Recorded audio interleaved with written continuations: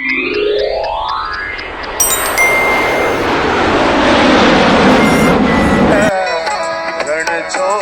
બન્યા છે વરરાજા જય હો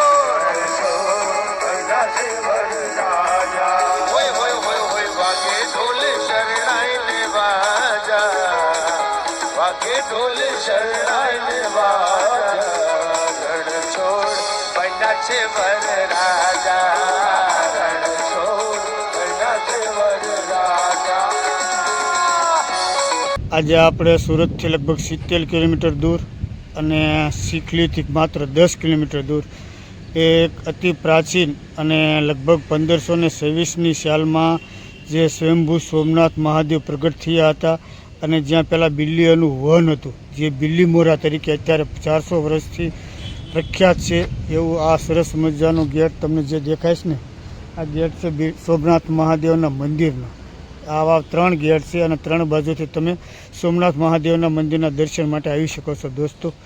તો જો આપણે આ ગેટથી જવાનું છે મહાદેવના દર્શન કરવા માટે દોસ્તો। સરસ મજાની વિશાળ જગ્યા છે અને અહીંયા કોઈ પણ જગ્યાએ તમે ગાડી પાર્ક કરી શકો છો દોસ્તો। અહીંયા બહુ મોટી સંખ્યાની અંદર જાત્રાળુઓ દર્શન કરવા માટે આવે છે દોસ્તો। આપણે ત્યાં જઈશું, મહાદેવના દર્શન કરીશું અને મહાદેવનો ઇતિહાસ જાણવાની પણ કોશિશ કરીશું દોસ્તો।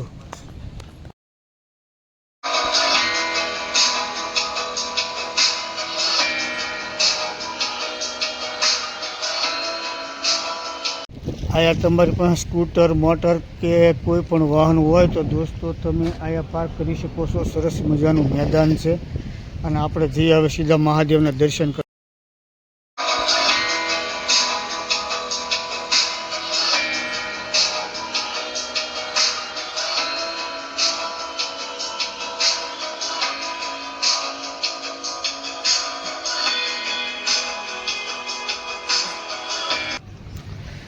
તો દોસ્તો પૂંજાપામાં મહાદેવજીને ચડાવવા માટે તમને બિલ્લીપત્ર અને ઘણી બધી વસ્તુ તમને અહીંથી મળી રહેશે। તમે જોઈ શકો છો આ દુકાન સ્ટોલની અંદર। વાહ ભાઈ વાહ, બહુ સરસ જગ્યા છે અને વિશાળ મંદિર પણ છે।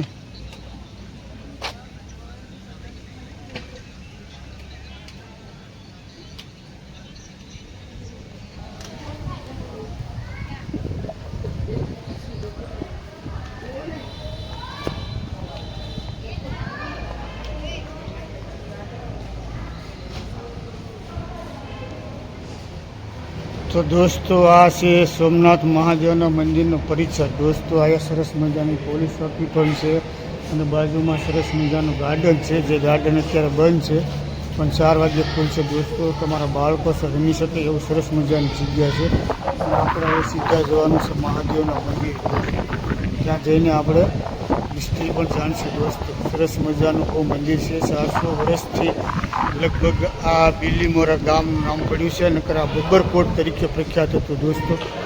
તો ચાલો જઈએ આપણે મહાદેવના દર્શન કરવા માટે।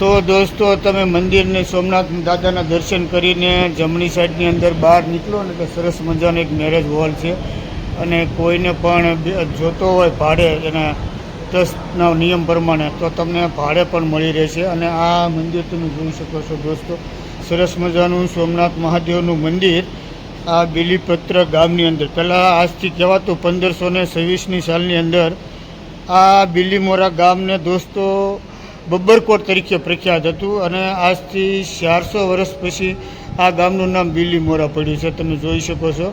અને આ સરસ મજાનો આ જે તમને ગેટ છે, આપણે સામેના ગેટથી આપણે આવ્યા છીએ આ બાજુ.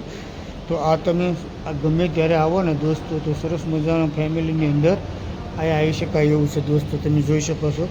તો ચાલો આપણે હવે સીધા યજ્ઞશાળા તરફ જઈએ અને જોઈએ આપણે.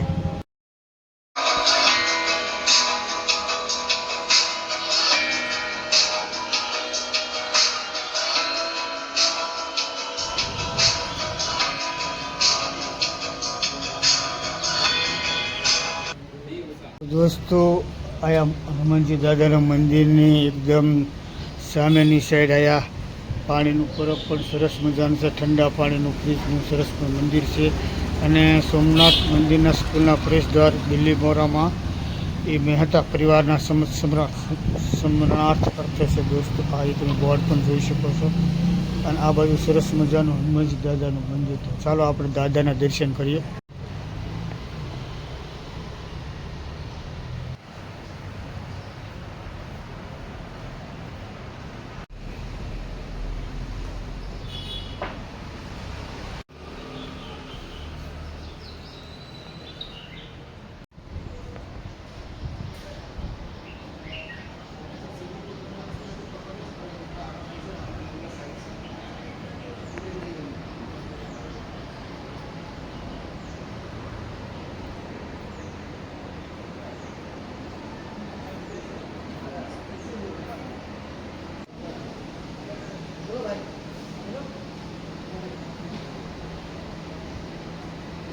પંકજભાઈ, તમે બિલીમોરા ગામમાં મહાદેવ એટલે કે સોમનાથ દાદાના દર્શન કરવા માટે તમારા પૂરા પરિવાર સાથે આવ્યા છો, તો હું કહેશો અમારા યુટ્યુબ દર્શક મિત્રોને?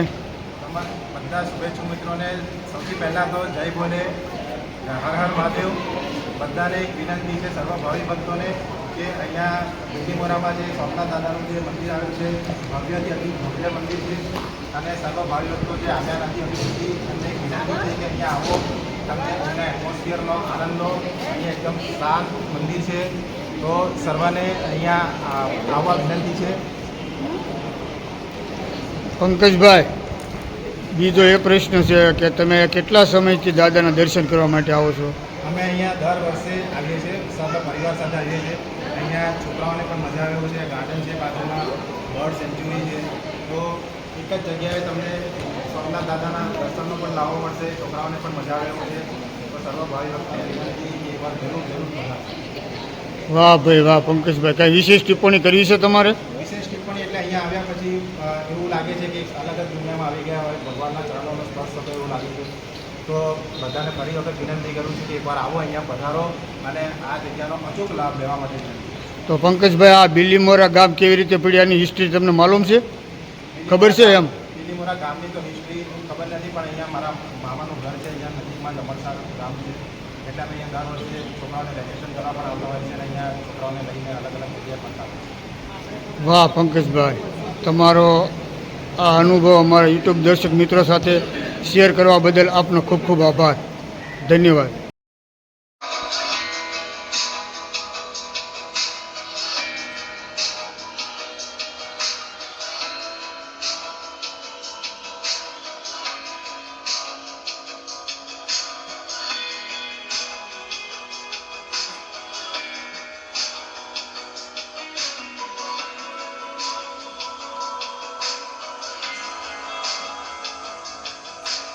તો દોસ્તો, આ બિલીમોરા ગામ આપણે સુરત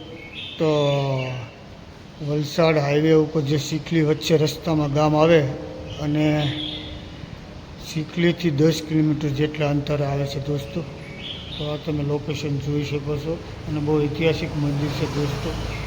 આ મંદિર લગભગ 1526ની સાલમાં મહાદેવ પ્રગટ થયા હતા સ્વયંભૂ. એ આ સરસ મજાનું મંદિર છે. સામે તમને મંદિરનું મેન ગેટ દેખાય છે.